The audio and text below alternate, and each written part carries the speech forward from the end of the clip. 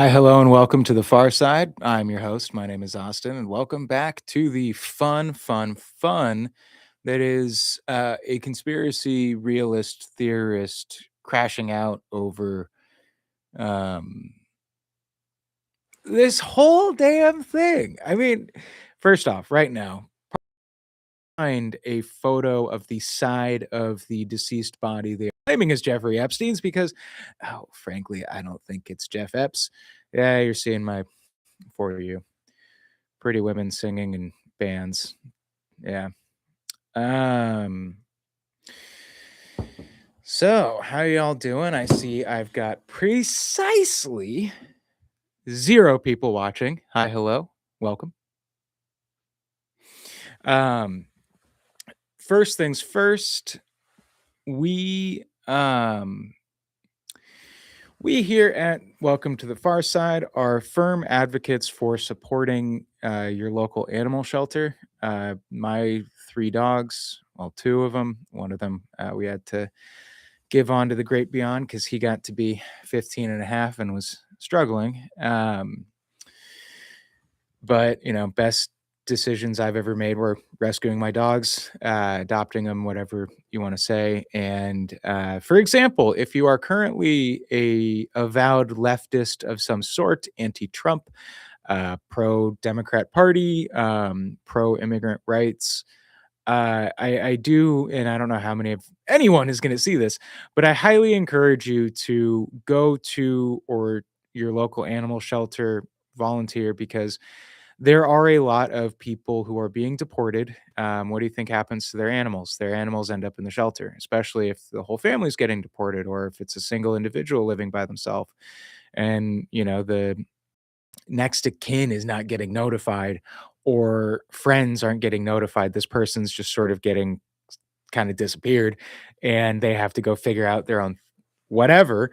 Well, okay, their dog is just left behind. It's going to a shelter. The shelters are currently in some areas completely overcrowded. In some, they are not overcrowded, but the corruption, say in the LA political departments, are just saying, "Hey, we need to euthanize all these dogs after a week, 2 weeks, whatever, because we just need to, turn it out and get rid of it." It's like, hold on, aren't you like a Democrat sanctuary city? Shouldn't you maybe be putting some sort of stop or hold on unnecessary euthanasia? I would say most of it's unnecessary. And frankly, this is a whole deep dive that I would like to do at some point in the near future. I've actually been looking into this. Why are there not pharmaceutical deals for medicines for animals and shelters? Why are they forced to pay the same fees and level of just whatever that I do when I, as an individual, not part of a government program, goes to whatever and, I'm paying 800 bucks, 1,000 bucks, whatever for some bullshit for the dog. You want millennials to stop infantilizing our pets? Maybe you should start with making the cost of their stuff not so expensive that it is almost comparable to childcare at a certain point. Almost. Not quite, but we are bleeding into the territory where yes, it is problematically expensive. Um so another thing you can do if you don't have the time to volunteer, which that is a lot to ask, go to the pages of these shelters, go to their Instagram, go to their TikTok, whatever. Pledge on the posts, especially for dogs that have been dumped there due to their owners being deported, or really just any dog that speaks to your heart. Just even $5 of pledging goes much farther than people will think to getting dogs off the euthanasia list. Sometimes you might be the first person, as has been me the last like 2 weeks. You're just the first person to say, "Hey, I pledged some money to get this dog somewhere safe." And out of the high kill shelters that we have all over Southern California, and that can start a little bit of a cascading effect that it does help some dogs not get killed. And yeah, I know I can seem like a crazy, out of touch, mildly insane reptile, but you want to see me cry? Come up on me in my private moments when I'm watching these videos of these perfectly wonderful dogs that are being put down for no reason than other than, humans have kind of failed their companions.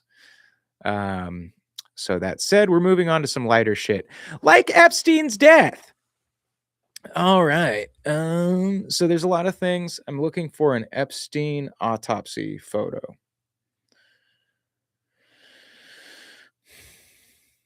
Bear with me for why can I not? For I'm dyslexic and sometimes typing and writing things is a little challenging. But We're going to talk about the death of Jeffrey Epstein. so here's the thing. So there's photos of the side of Jeff Epps' head that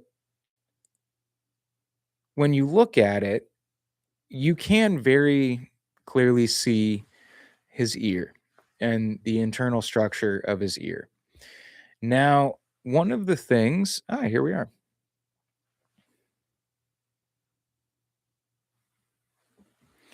I don't know how well you can see that behind me, but that is Jeffrey Epstein's potential corpse.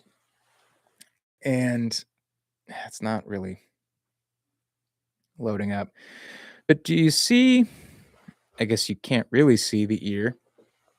So I guess this will be a thing for you to check out. It's not available when reels are in full screen. Okay. Okay, that is annoying. But what I will do is we will go over here to Epstein. That ear is different, right? That's the side of his head. Granted, it is a slightly different angle, but then we go to Instagram and boom. They're trying to claim that that is the same ear. That is not the same ear. Did you know that your ear is one of your principal biometric markers? That's a different ear.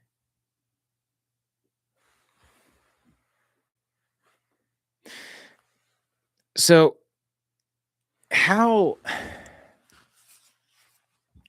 how do we as people who are sitting here digest and take all this? Well, there's a lot of people searching all kinds of things on the internet and in the files, finding out these connections between Jeffrey Epstein and Bill Cosby, Jeffrey Epstein and whatever. We're seeing photos of Stephen Hawking with what could be girls on a beach in bikinis. And no, I don't mean that in the rock and roll, whatever, where everyone was calling every female girls, no matter their age. No, no, I mean like potentially underage children.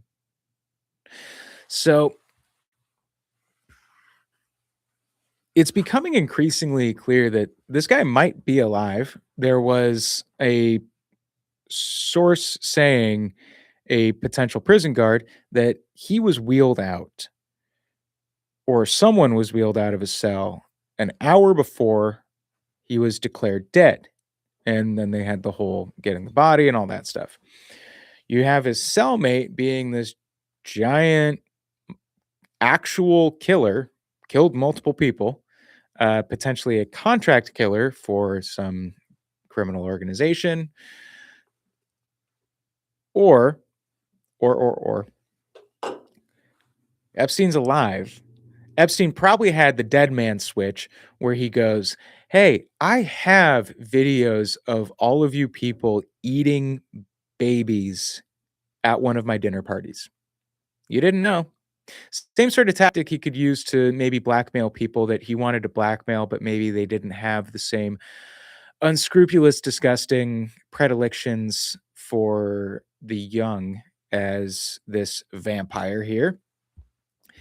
And, you take some 16-year-olds and you put them in with a bunch of makeup and stuff with a couple 25-year-old stewardesses on the Lolita Express. You have them go into the back room with, say, I don't know, a Peter Attia, potentially, allegedly, maybe. And you have him in the back, and he sleeps with all of them. And at some point, one of them shows driver's license or her high school card to the camera or one of the cameras after the John, air quotes, or Peter Attia, allegedly, leaves said room. So, the guy's dead to rights that, hey, look, we have you on camera sleeping with a 16-year-old. Get fucked. Why do we think that he wouldn't do the same thing with the eating of the children and actual cannibalism? There are way, way, way too many strange coded references to pizza and grape soda, to jerky, to cereal, all these things. Now, one sense, it could be this guy is a strange individual who likes and does strange things. It could be some sort of weird domination kink for him that he decides all these billionaires need to come and hang out with me and eat pizza because he's kind of infantilized up in his head, especially what with his sexual predilections or deviancy. Oh, it's not even fair to like actual deviance or whatever. It's like, no, this is pure, pure, pure, pure evil, some would say.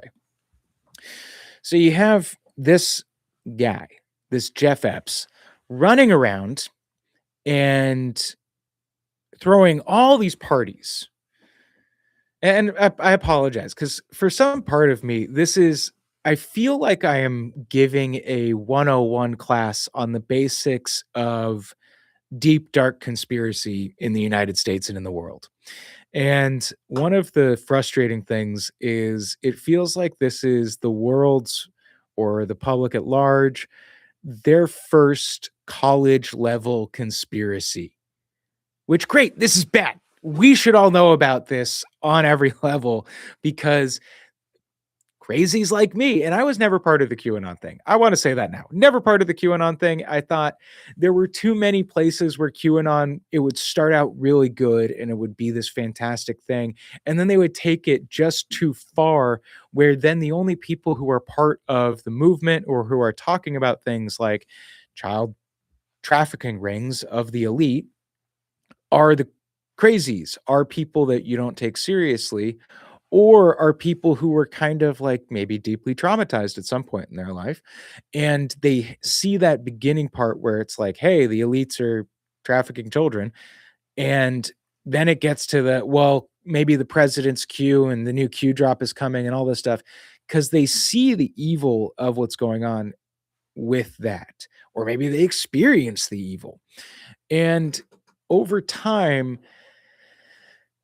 too many little weird, stupid bullshit elements went into it, and it completely destroyed, potentially on purpose, the actual crimes or issues or conspiracies that QAnon was trying to address. And it's interesting that, say, you have Hillary Clinton or what's his name, ex-President Obama recently coming out and saying something to the effect of, well, there's aliens. And it's like, wait, what? No, no, no, no, no, no. So we'll go back to this real quick. You guys don't need to see the ins and outs of that. That's just what?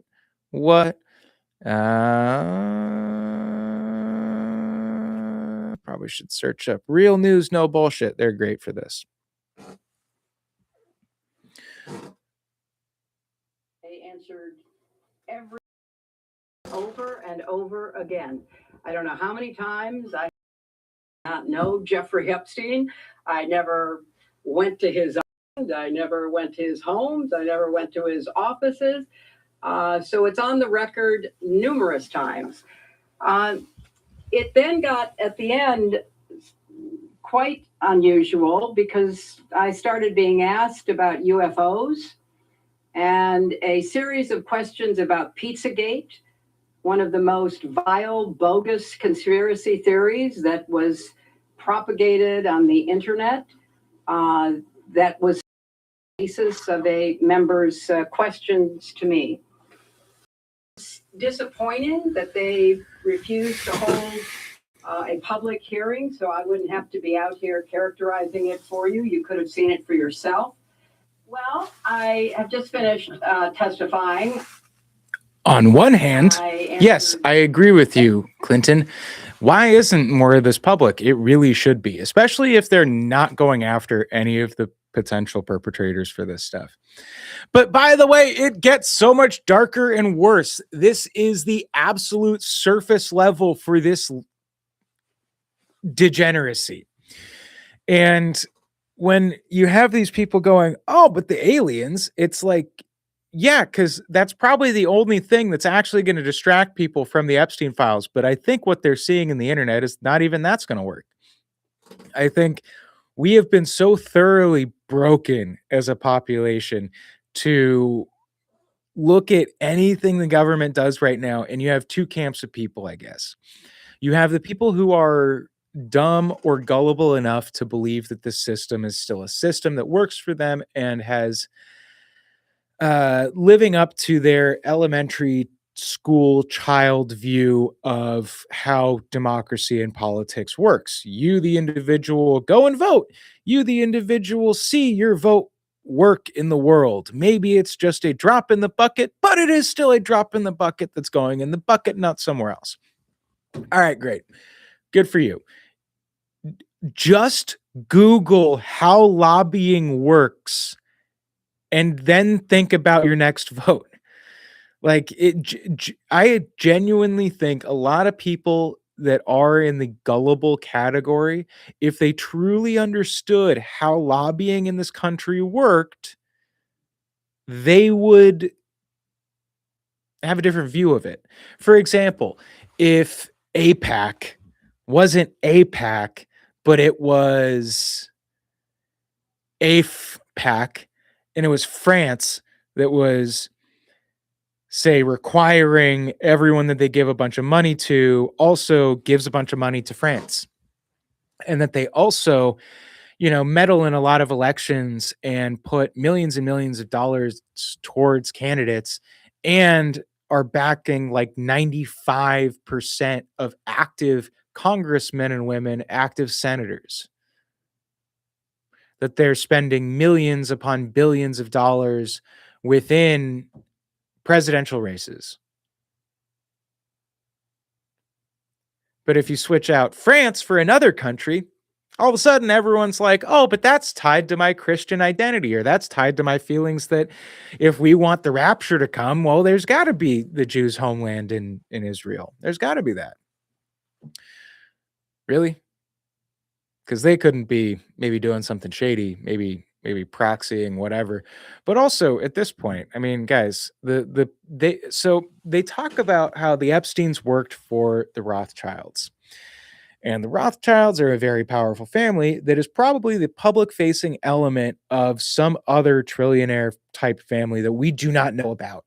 And I really do think a lot of these aristocratic European families that were the power brokers for 3, however many hundreds of years from the Middle Ages on, once the consolidation of European countries moved away from petty kingdoms and such into, or baronies, whatever, into, what we would consider more the modern nation state, say, of France. What happened to all those baronies and all those powerful rich families that were backing the crown, that were their own sort of Epstein supra donor class to, I don't know, the Merovingians? What, or the in Russia, to use that example, the Romanovs.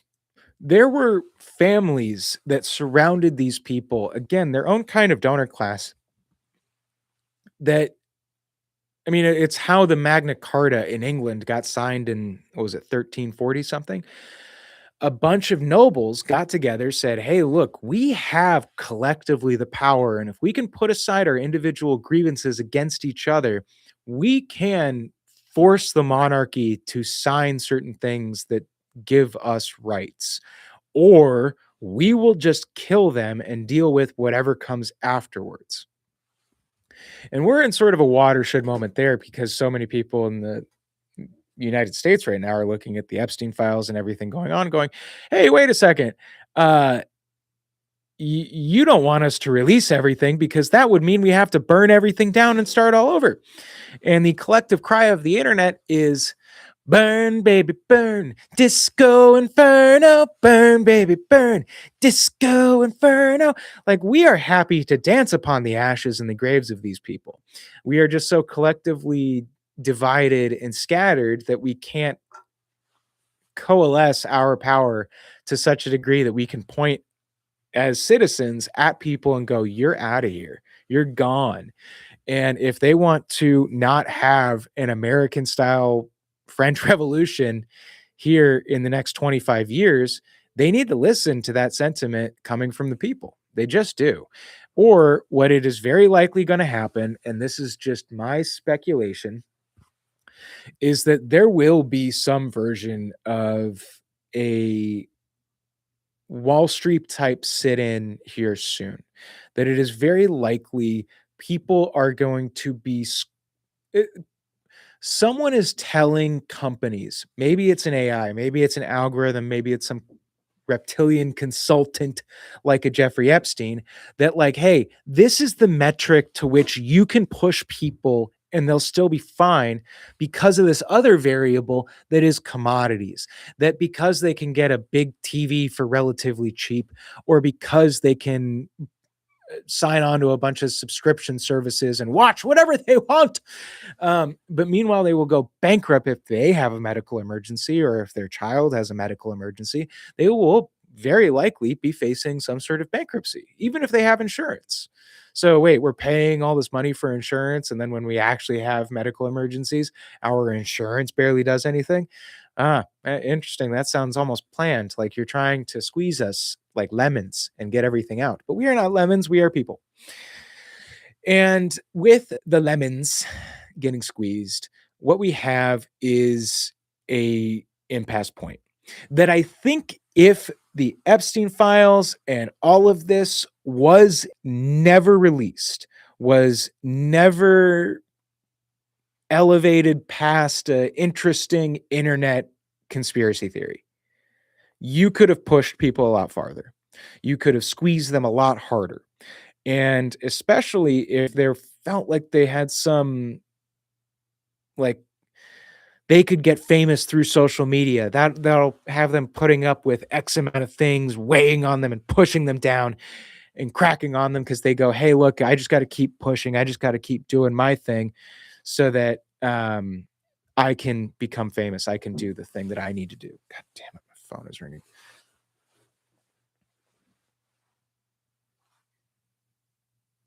And it is spam. Why? Because I have been fulfilling my pledges to these dog rescue things, and why I think some of them do sell your information.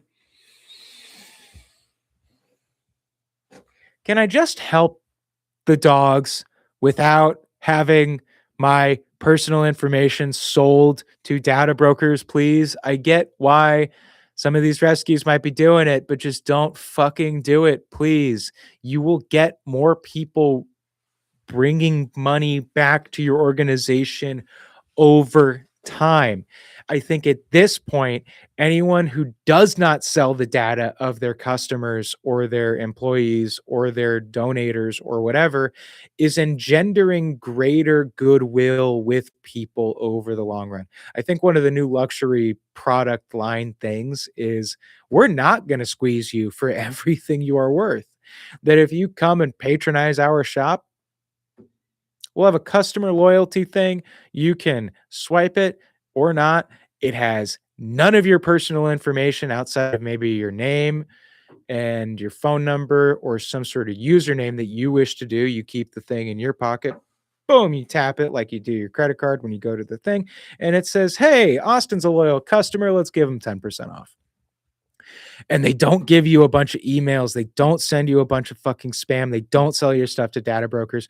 This is going somewhere, but it's like these companies, the squeeze was disrupted by the Epstein file release and by people realizing what is at the top. Again, this is not the top. We are not seeing the top. We are seeing some scapegoats cast out of the fixer class of these elite motherfuckers. And I think, and I said this before, I think Epstein and Ghislaine may have been achieving escape velocity, to use that term again, from the fixer class. And they might have had enough blackmail on enough people that they were able to launch their escape from this class into the unknown trillionaire status place, or the multi-billionaire unknown place, because you're essentially your own fucking corporation at that point. You're your own country. And countries like that, small countries like that have a lot of money, say like the Rothschilds, if you look at them as their own country, they may not have hard power in the sense of a bunch of nuclear armaments or intercontinental ballistic missiles. They're not going to have air force. They're not going to have military. They may have covert people. They might have their own fixers or militias or security forces that look like small armies to us. But I think they had a grievous miscalculation for how much people are feeling the squeeze and how much this Epstein release was not going to placate people. I think that's why we have seen this big uptick from Obama and Clinton and all these other people talking about aliens and UFOs. Are you fucking kidding me? I want aliens. I am a hobbyist sci-fi writer at this point. You could just say, "Oh, I'm a amateur invested." Yeah, whatever. This blows my fucking mind, because I remember being a 14-year-old reading about Project Bluebeam and the Majestic 12 and all these like semi-conspiracy theories, because again, a lot of them were disproven or discredited or what have you. And now here we are seeing this child trafficking pedo ring amongst the elite, in which they may have been doing things like torture. They may have been filming snuff films. Likely. What do you think happened to the kids that went to the island? Do you think they left the island? How have you made it this far into the conspiracy and you think that they let people off the island after getting abused by powerful individuals? Maybe some get off the island. I don't know. You think all of them? All of them leave the island? All of them leave Zorro Ranch? All of them leave whatever bunker they have in Wyoming? Why do you think Yellowstone came out and all those billionaires bought all this ranch land where nothing is around them in Wyoming? Because they all saw what Jeff Ep did in fucking Colorado or Utah, where he had his own like ski mountain basically. And they wanted to have their own, big style ranch corporation thing. Who wouldn't? It looks nice. But like, do we think that Epstein's the only one that has some private place sequestered away from people that is its own sort of liminal space in which the norms, the second you enter that liminal space or you are on your way to that liminal space, a space between spaces, basically. Why do we think Little St. James is the only place, or Zorro Ranch is the only place? It is a big country, this United States, and it's a bigger world, this planet Earth. What? Of course the rules don't apply to them. They can pick up and move wherever the fuck they want, and then they can buy and sell your politicians. Look at what's happening to Representative Massey. And look what's happening to Ro Khanna. It's almost like all the crazies that have been screaming about this issue are owed maybe an apology. So the dignity of, hey, you know what? You were right. You don't even need to apologize. But if you have a conspiracy theorist, crazy person in your life and you went, dude, I really don't know. I think you're talking out your ass. The elites of our country have been shown to be part of a child trafficking ring that apparently was trafficking thousands of children just for the pleasure and consumption of Jeffrey Epstein and Ghislaine Maxwell. Really? Or, like I said in the last episode, that's them casting a scapegoat out into the world and one to cast out to God. But, like, I mean, I've gone through some of these files. I have not dove in deep. Why? Because I already knew all this shit. I already knew it. You hear all these things, you read it, and it's like, wow, you can read victim statements going back years. And that was always a place where I started, 16, Trump and all this stuff. It's like, oh yeah, just what are the victims saying? Or the alleged victims? What are they saying? Wow, that's real fucked up. Huh. Are we just all gonna move on from this? Because it's easier to just not acknowledge these heinous crimes and disgusting actions. All right, you people are fucking disgusting. I will continue to vote for myself for president rather than anyone else. I think that's the best thing I can do for myself financially is become president. Just look at what all these other presidents keep doing. They make a lot of money. And then when they get out, they have to kill someone. And when they kill someone in the old guard or close to them or whatever, then they get brought into the secret, the deep secret, the secret deep secret. And that's why you have Clinton and Obama now talking about aliens because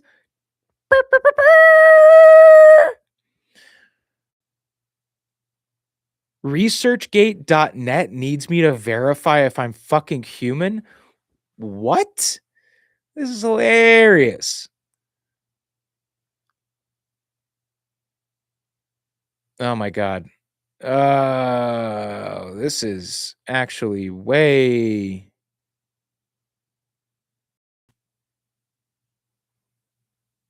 Whoa, what the fuck did I just stumble on?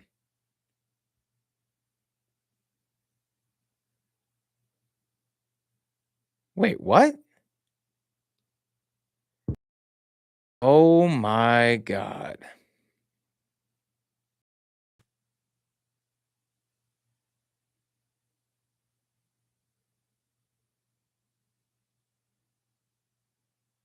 What?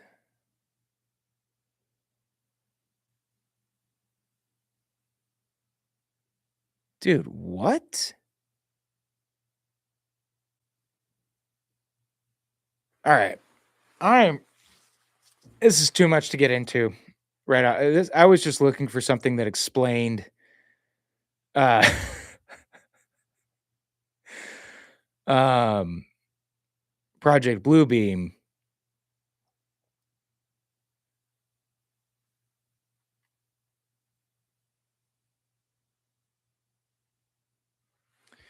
Wow. Okay. Hmm. So this is like a public full text uploaded content-wise by Dominic LaCavera, researchgate.net. So he is basically saying that Project Bluebeam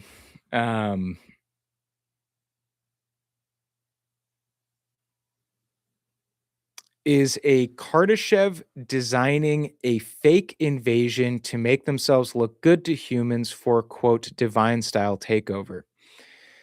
They have all laid out the white things and not. The Kardashev takeover is to create an internal anchor point for that Kardashev to start physically mining the Milky Way from the inside out.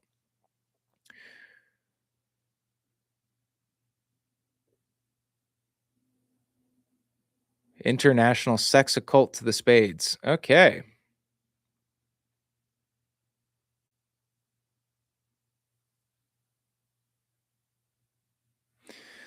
Oh,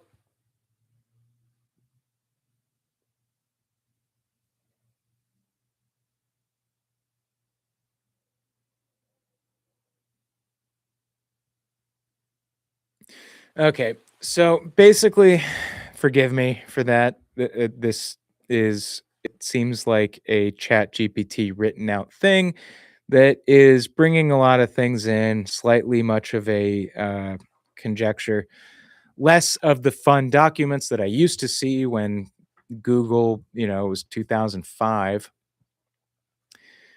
Google's changed in 2026, different than it was in 2005.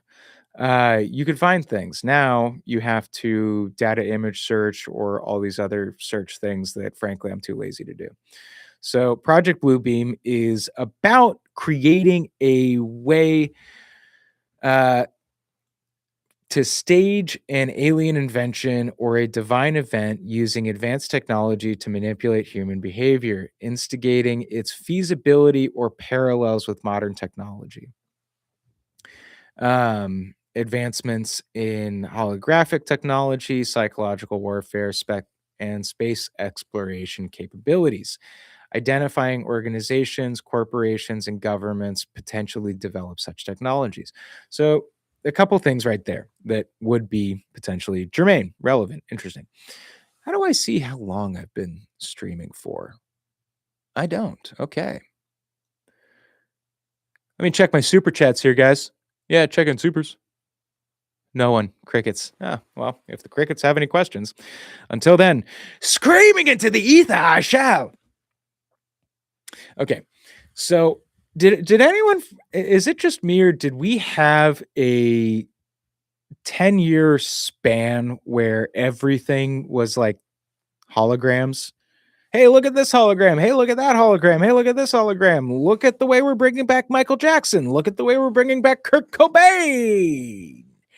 Everything and everything all at once in an, you know, Prince, Freddie Mercury. Let's see it. Queen, baby. And then it all stopped. We all just stopped having the holograms. Theoretically, the technology should be getting better. Was it because the estates of these families sued? Potentially. Or maybe the technology just got so good, they kind of were like, hey, maybe let's save this for something. I mean, psychological warfare, we're living in the middle of the greatest battle of psychological warfare ever, I think, with the Epstein file release and the way different countries and governments are trying to put their own spin on it in a propagandic way to American audiences or American citizens, whatever way you wish to put it, and then their own country, their own citizenry. So, like Prince Andrew, when he went down. Now, this is an interesting thing with the Prince Andrew thing. So, here is one of the functions of the British monarchy. The British monarchy functions as a ceremonial arm of the British government, so that, say, a leader of another country or an organization that maybe has some dubious uh, affiliations, maybe has some dubious actions, some person or organization comes to Britain that you don't want to be associated directly with maybe the larger uh, political operating body, parliament, the prime minister, what have you. So you have the royals, one of the royalty, maybe even the queen, meet with this individual, meet with this organization, so that they can give kind of an honorary ceremonial seal of approval to this person's visit. That person can go home and say, I met the queen, I met the royals, I met the king. And they get to feel that much validated without having their actions or their organization or their country or what their country is doing stamped officially by the government of England or Britain, whatever. Stamp. So what if the British government needed to do that with Epstein? Because here's the thing. I don't think Epstein type individuals are new to the ruling political class of England. I think they have had Epstein type figures for their kings and queens and their oligarchs, the fixers, essentially, the stewards, the little fingers to King Stannis, that kind of thing. The little fingers to King Robert. There you go. So why do so many of these fixer class guys end up so close to these people? Well, what if you, as the royals, sort of need someone to be involved in that blackmail? They need someone to know who's getting blackmailed, who's not, so that maybe Prince Andrew or someone that is tailing him, someone that is keeping close eyes on him, someone that is stewarding or shepherding him. Hey, one of Prince Andrew's fixers, maybe, is keeping a super eye on Epstein and all the shit going on there. And he's like, yeah, I got to report this back to the queen and the prime minister and whoever is above the prime minister or the king or the whoever.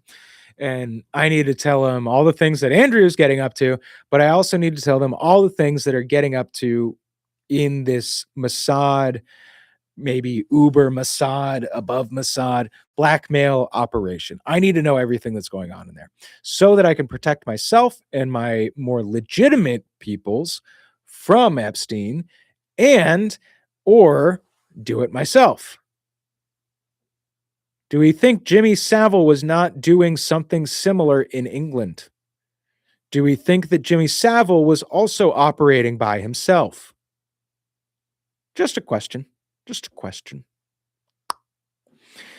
I think the greatest trick that aristocrats and oligarchs at the new version of it, the techno feudalists, I think the greatest trick that feudalism ever played on the world was to make it believe that democracy was real.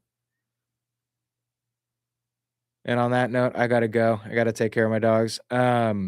We might do another live stream like this just because it's a slightly less formal, more informal, maybe.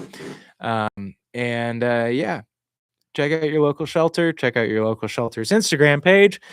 Check out all the things. Like, share, comment, subscribe, and we'll be back in the future to break down some of this Project Bluebeam stuff that I found. But again, I'm struggling to even come up with things to talk about with this because it feels like I'm stuck trying to explain something to a lot of people that I am 20 years of research past. It gets frustrating. It gets very annoying because for 20 years, so many people wouldn't even follow me down the barest bit of the rabbit hole, the first steps of the tracks. And yeah, here we are now. Much love, y'all. Take care. Auf Wiedersehen.